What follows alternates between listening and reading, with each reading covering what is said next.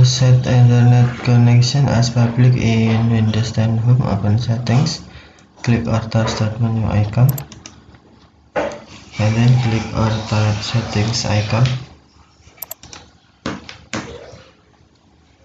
Select Network and Internet.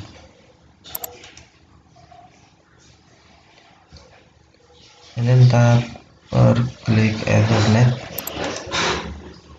Select Ethernet connection you want. And then on network profile, select public. Your PC is hidden from other devices on the network and cannot be used for printers and file sharing. Okay, thank you for watching. Have a nice day.